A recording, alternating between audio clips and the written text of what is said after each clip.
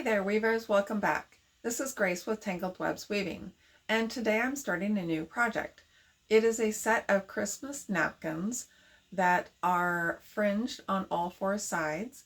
They have three colors: white, red, and green, Christmas colors. And the pattern shows stripes of little poinsettia flowers. So I thought that I would show you how I designed these and weave them. They are going to be finished approximately 14 inches square, including the fringe. And I like doing a fringe on Christmas napkins because there are a lot of color changes, and I don't have to worry about selvages and tucking tails because I'm cutting those selvages off and removing some of the warp threads to create the fringe. So I thought I would show you how I designed these and weave them. So let's get started. So this is the original pattern that I got off of handweaving.net. And this is pattern number 80380. And you can see that the weft is a red and a green with the yellow zinger line. And the warp is darker green and a white with the yellow zinger line. For my purposes, I wanted to create a fringe on one side. So I wanted this first line to be the zinger also. And so I changed that to a yellow. And I also wanted this first line in the weft to be yellow also. So I changed that one. And then I didn't really care for the yellow. I thought black would look better. So I decided to go ahead and change the all the yellow ones to black.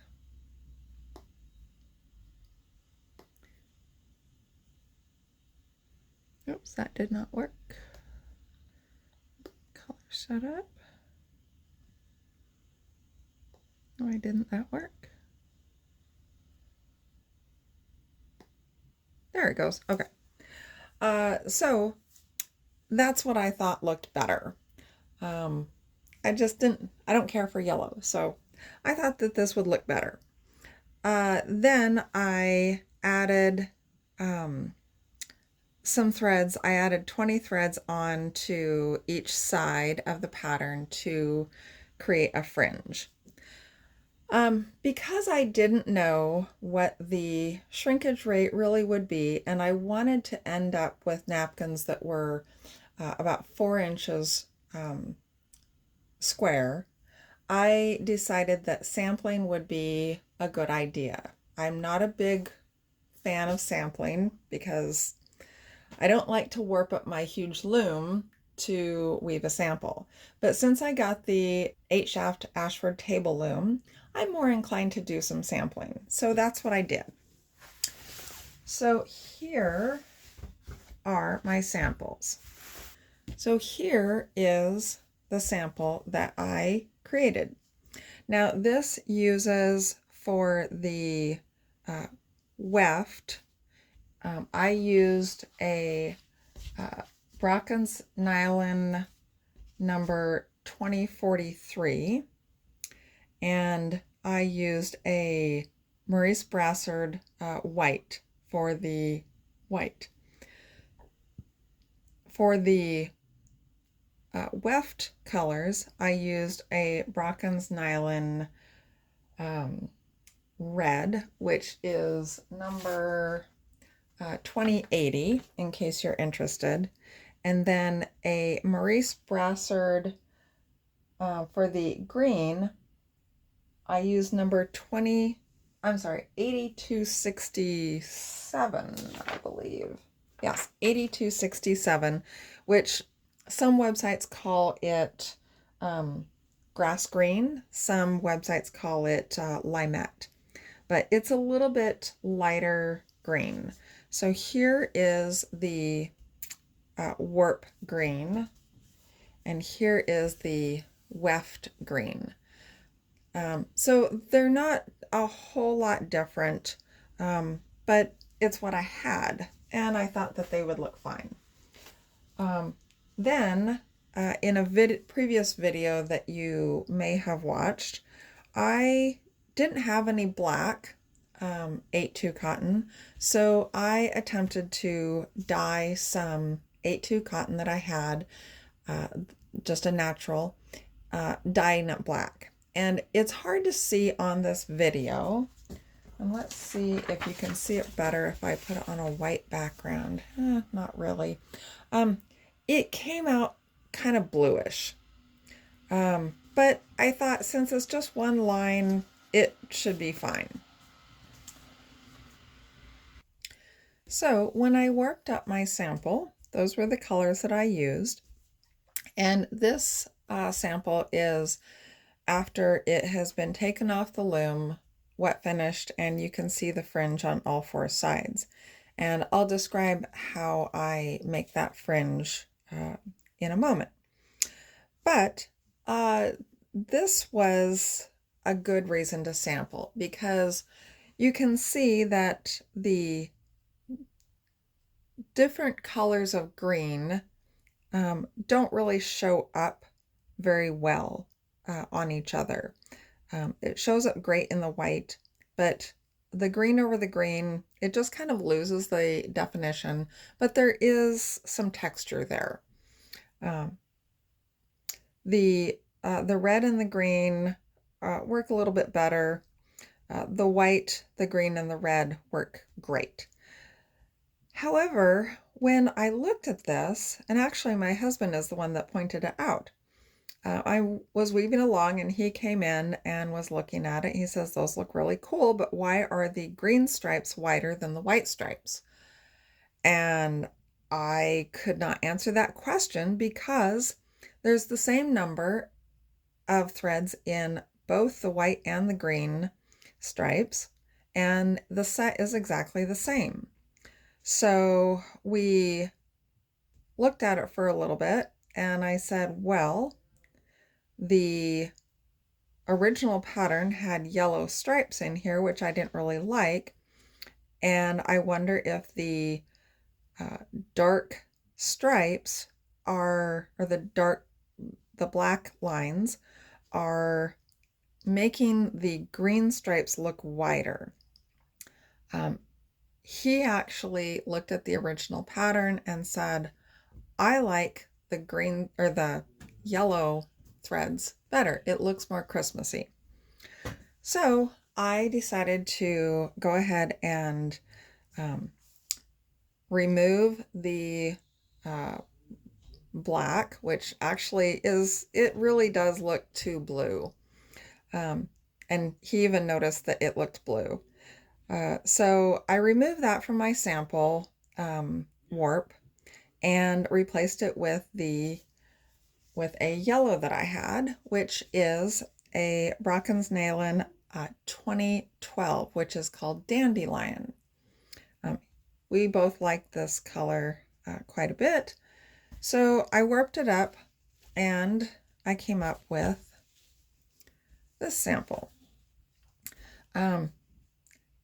This looked much better. The stripes look an equal distance or an equal width, and it just kind of pops and looks more Christmassy. I still didn't like that these colors didn't stand out as much. And in the original pattern, you can see here, oops, you can see that they used a much lighter green than in the weft than in the warp. So I looked in my stash and I only had a couple other greens. These were the two greens that I had. So this is called lime, and I looked at that and I'm like, yeah, I don't think the lime would work at all. But this one, which is, what is this called? So this is called kiwi. This is called lime. So the kiwi was out. That was not going to be Christmassy. So the lime looked like it might work. So I used that and I came up with this sample, which shows the pattern a lot better on the dark green. But my husband didn't think that it looked as Christmassy as this combination. So we decided that I would use the yellow stripes with the dark green in both the warp and the weft.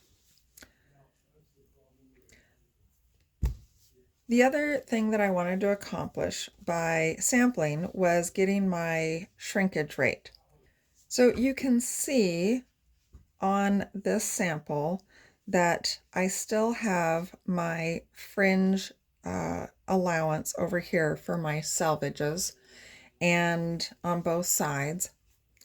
And I've cut it off here and wet finished it. So the way that I did this is, instead of running a stitch all the way across from selvage to selvage, I only went to the point where my fringe on the side will be, because if I stitch across here, then I can't easily remove these warp threads. And to create this fringe, that's what I need to do.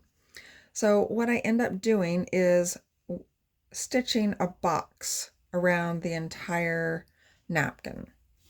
And you can see that here, where I've stitched all the way around. And that will protect the warp from coming off the sides and the weft from coming off the ends. So then once I stitch all the way around, then I cut the selvage and pull these warp threads out. And I'll demonstrate that when I get the napkins off the loom. But because we're cutting this part off, I want to measure the shrinkage rate from, this is my pretend selvage where I stitch. So between these two selvage points. So I take my little ruler, and the off the loom unwet finished width is about 4.5, a little bit more, but 4.5. The off the loom wet finished width is a little under 4 inches. So my shrinkage rate is about 10%, which is pretty average for cotton.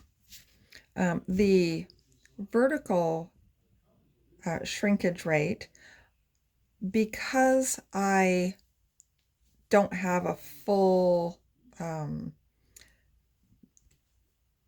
repeat the same height as my finished one, I can measure the individual boxes, or I can measure 2 of these.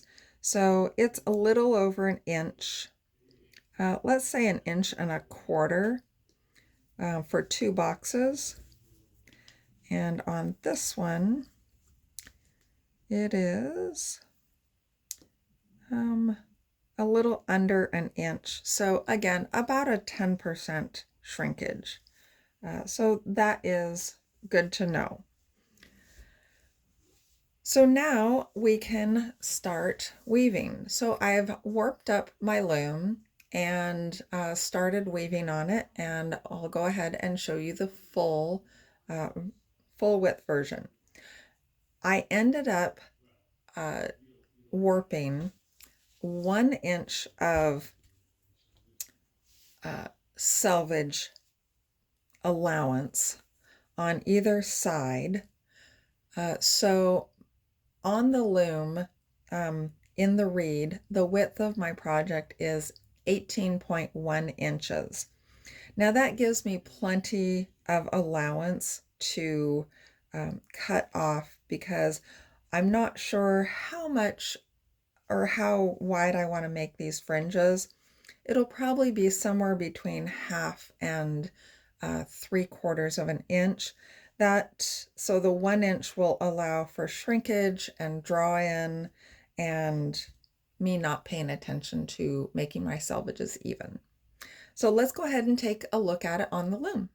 So here is the full width piece in the loom, and you can see that I have started weaving, and this is 18 inches in the reed, and it has a 1 inch on either side that will make up my border or my fringe.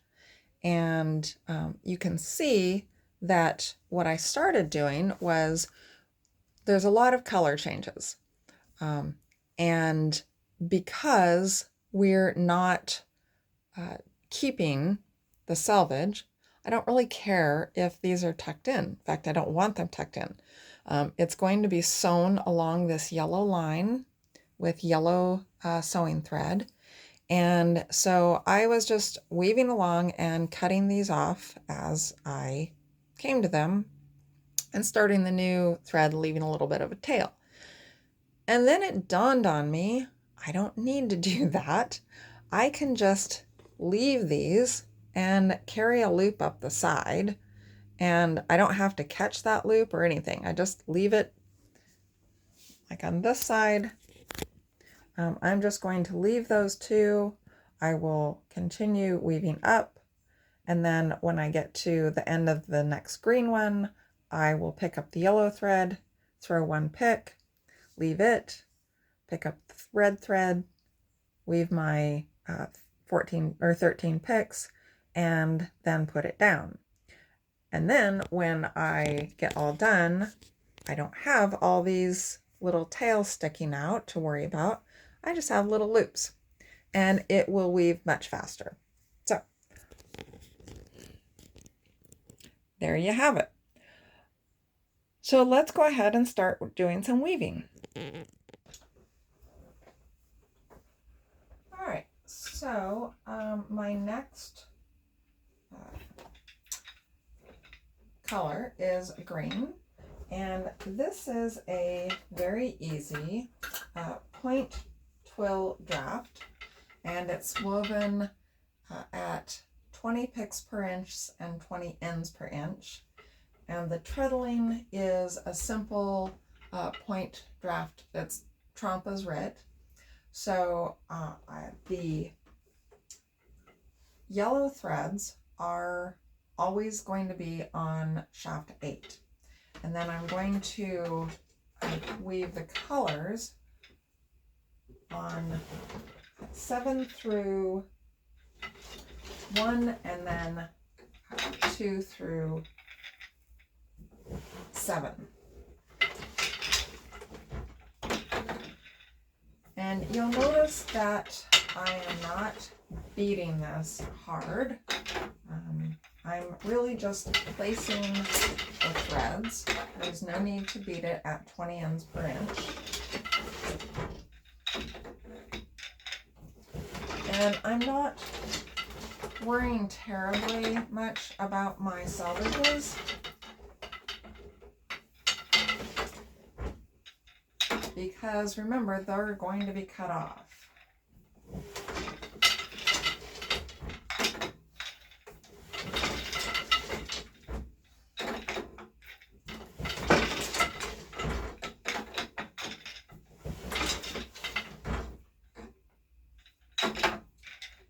I do have a floating selvage on this because I want my selvage threads to be the same length, approximately within a thread or two. There's going to be a little draw in here or there, but the floating selvage just makes sure that my fringe threads can be the same length. All right, so that was the last pick of that color. So I'm just going to drop that bobbin and go to treadle 8, do my gold thread. I missed my floating selvage. And then go back to my red.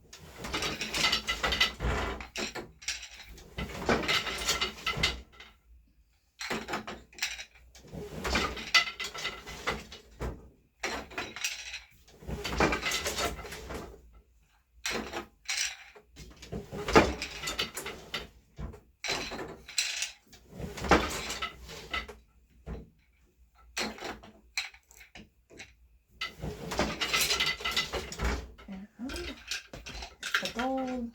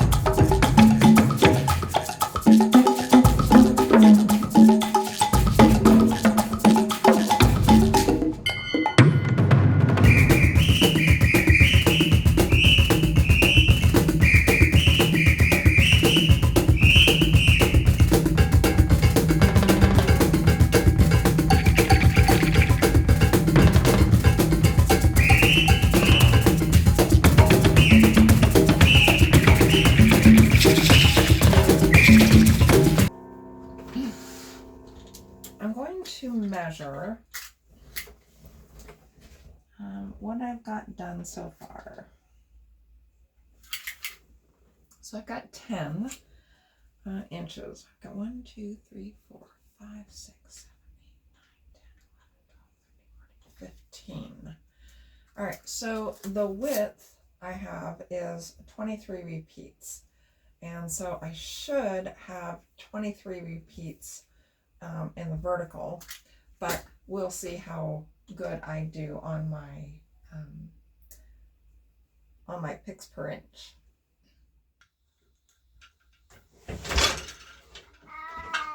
What? No, you don't need to go outside. It's raining. You don't want to go outside. It's raining.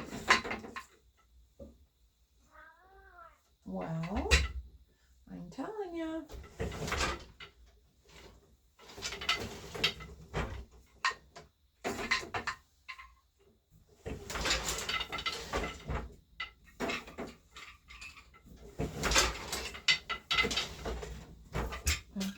so we'll put in our last pick of gold, and then I'm going to put in 4 picks of plain weave just to hold the weft in place. This will actually be pulled out to make the fringe along the top and the bottom of each napkin.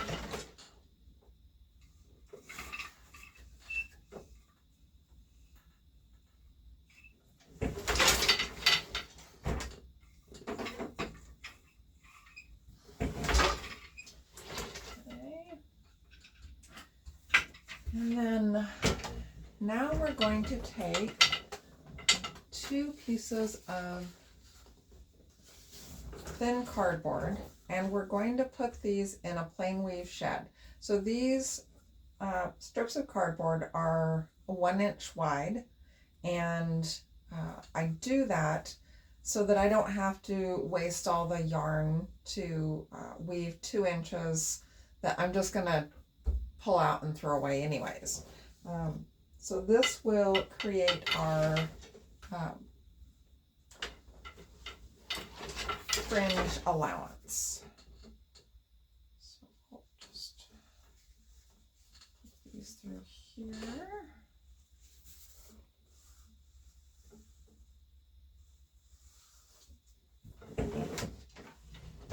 And since there is a 1 inch on the end of, on each end of the napkin, that is the 1 inch for this napkin, and then this will be the 1 inch for this napkin.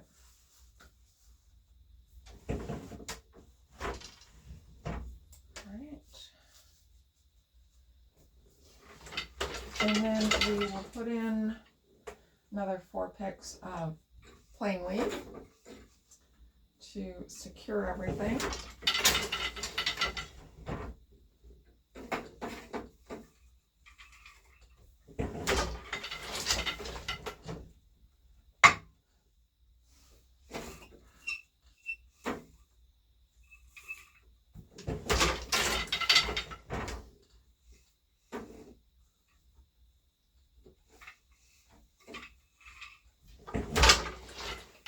And then we'll put in our gold thread.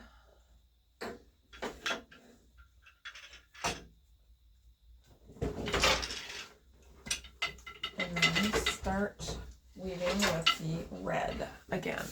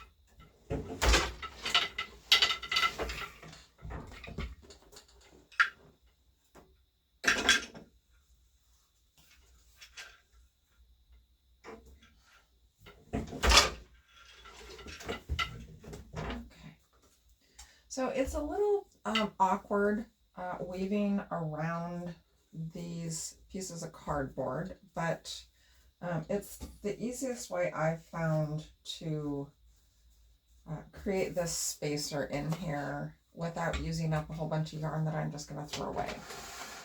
So I did want to show you under the loom how I have the treadles set up. So this is a countermarch loom. So there's a lot of cords under here, some of which aren't being used, some of them are. But what I wanted to point out was the way that I set my treadles up. This is a point twill treadling. So you treadle 1, 2, 3, 4, 5, 6, 7, 8, 7, 6, 5, 4, 3, 2, 1.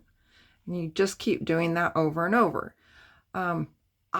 Because my treadles are very close together and I have kind of big feet, I like to not treadle to get next to each treadle. So if I were to set this up of 1, 2, 3, 4, 5, 6, 7, 8, and then go back down, my feet are going next to each other. So what I like to do is do a walking treadle. So I've set up my treadles to do 1, 2, 3, 4, 5, 6, 7, 8. And 7 and 8 are close to each other and my feet kind of push each other around. But I know that if I am doing a even treadle, I need to be using my right foot. And if I'm using an odd treadle, I need to be using my left foot.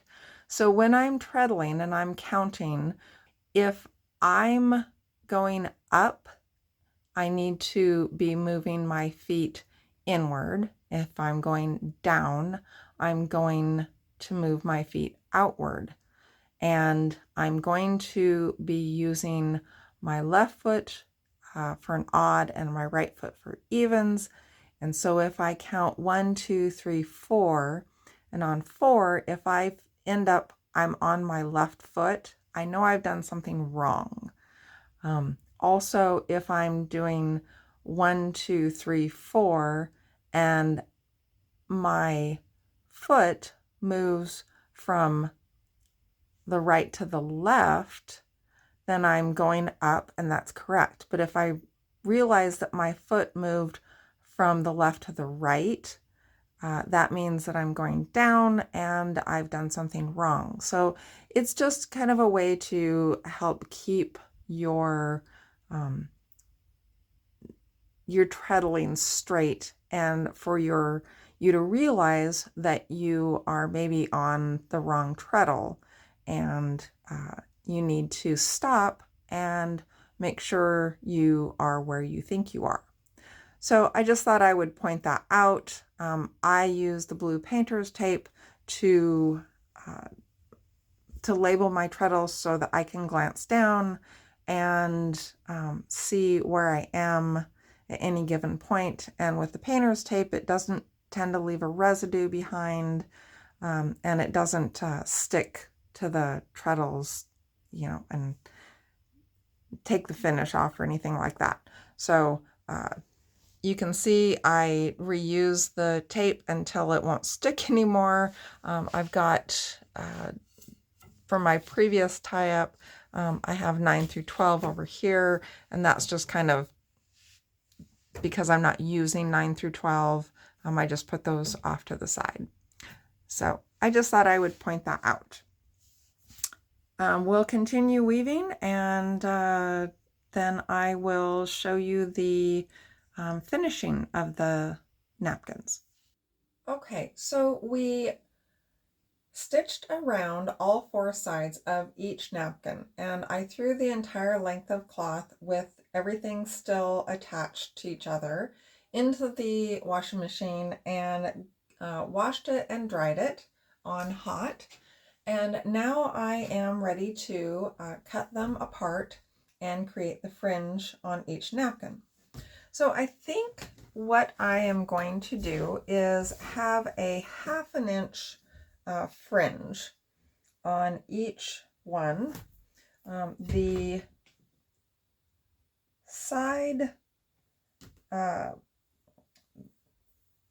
sections, which were threaded at 20 ends per inch, and I had 20 threads, they ended up being, after wet finishing, around 3/4 of an inch. So I am going to make all the fringes a 1/2 inch.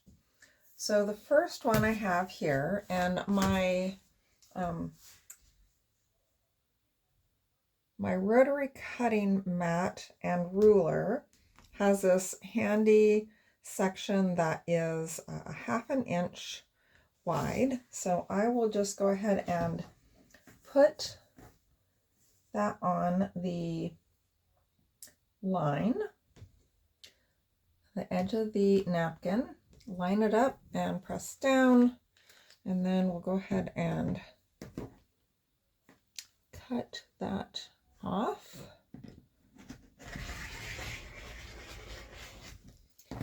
And the rotary cutter for this is really handy. I didn't quite get through that one. There we go. Makes quick work of it.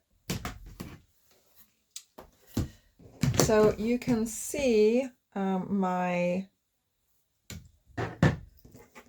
picks that held my weft in place while I was creating the, while I was stitching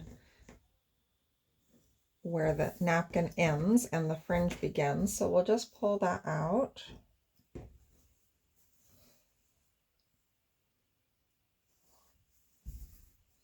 And I have this handy little tool that I use for sewing. It's called a stiletto, and it's very sharp on the end, but it lets you get in there and pick that out. It's very handy.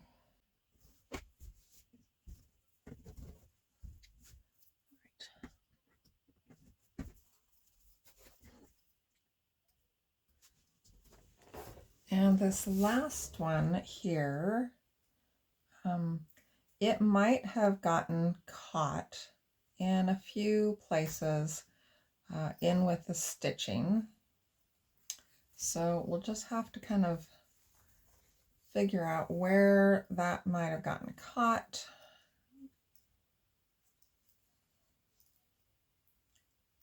And we'll just kind of cut it out as necessary if we need to.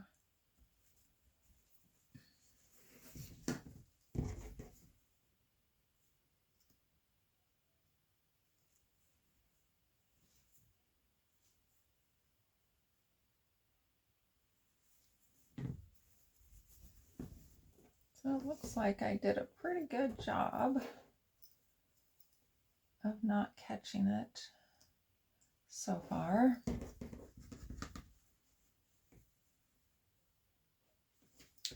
right.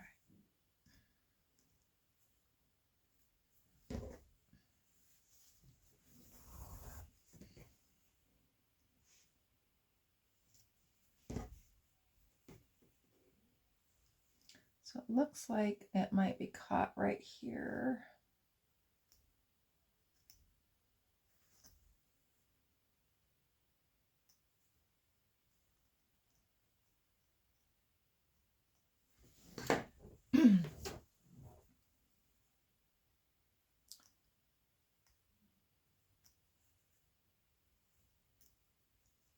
All right, so it looks like it is caught in my stitching right in this section. So I'm going to get it right up to the stitch that it's caught in. And I'm going to carefully snip my waist, being careful not to snip any of the fringe or to snip the stitching, because I don't want to remove any of the stitching. And then you just kind of pick it. We'll cut it on this side also. And now that it's just that little bit, I can kind of pick it out of the stitching, and it will, it should just pull out fiber by fiber. There.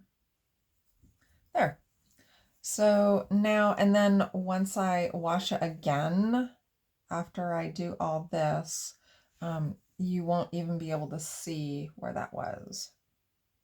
So it's a little tedious sometimes if you have too many of those, but hopefully we won't.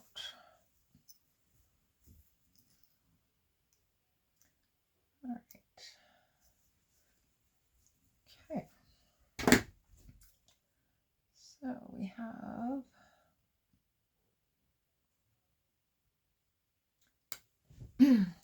the red one, that waist taken out. And so you can start to see the fringe there. We'll do the other end, which I had taken this one out. This was the very end one, and I had just cut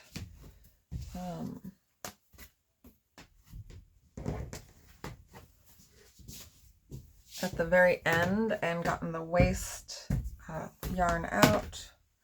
And now I will do the final cut at my 1/2 inch, which I'm almost there.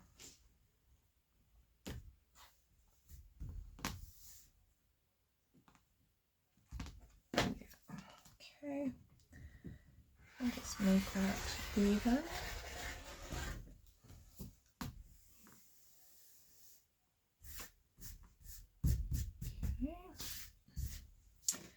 Now, the next part that we do are the sides, and each selvage is done separately.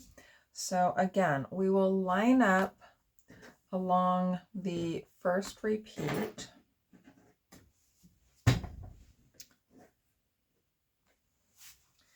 and right where we stitched. You might have to kind of pull things a little bit here and there to get it even.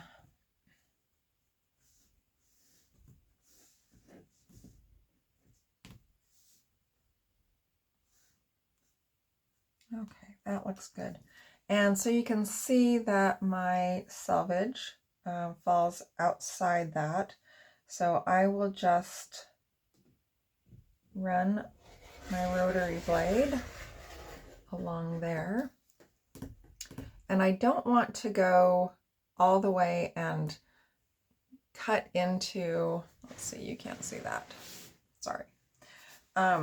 So you can see how this fringe is kind of pushing off to the side. So I'm just going to cut right up to where it separates, because I don't want to cut that little fringe off, because it's going to be, actually that fringe won't be part of it because this gets pulled out. So we take these and we just kind of pull them, and you can do a couple of them at a time, usually pretty easily. And I like to hold the main part with my ruler. Just makes it a little bit easier to pull those out. And then when we get up close to the stitching again,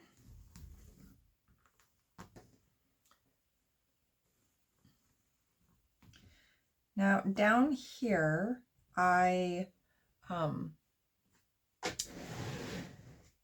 did stitch too far at one point, and so then I had backed up.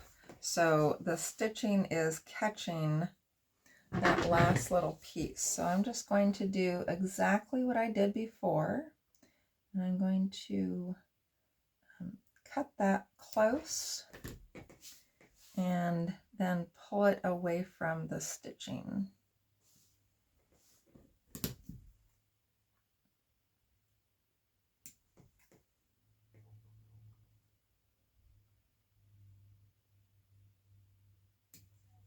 Okay, and then we'll pull these down from the top.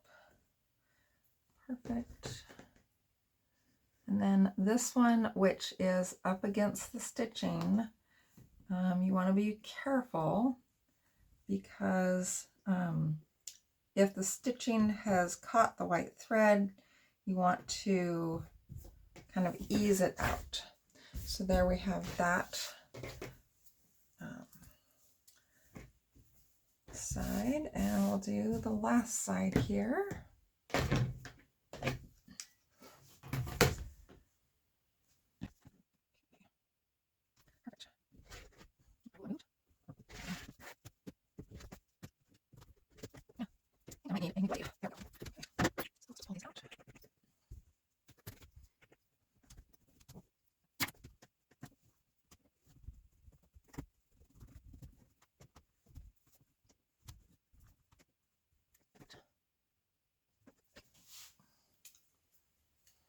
My scissors are getting caught up in all the debris. So again, we will cut that close.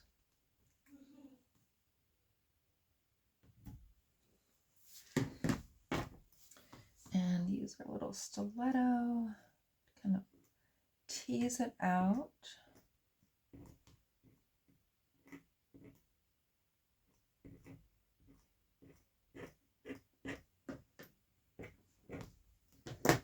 So this one is a little more caught.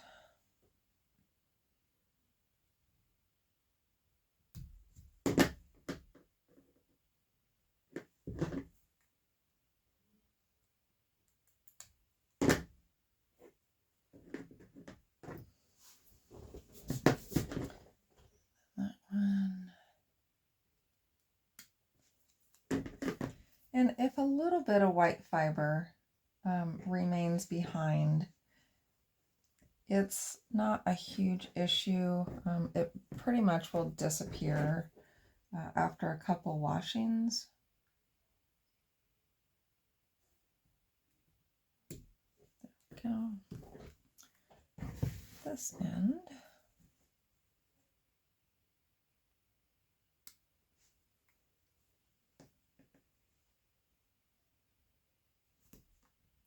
But you want to get as much out as possible.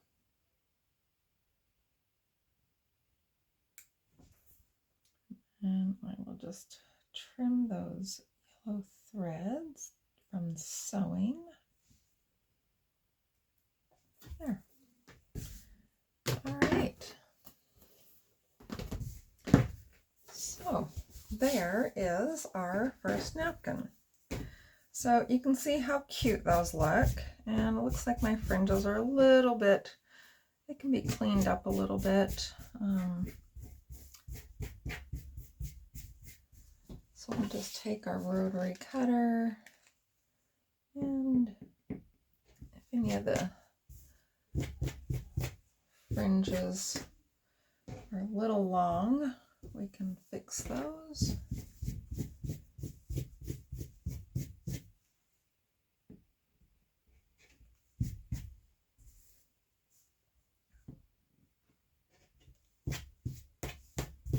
There. Okay. So there is our first napkin. I have about 9 more to do. So I hope you enjoyed watching the video of me weaving these and finishing them.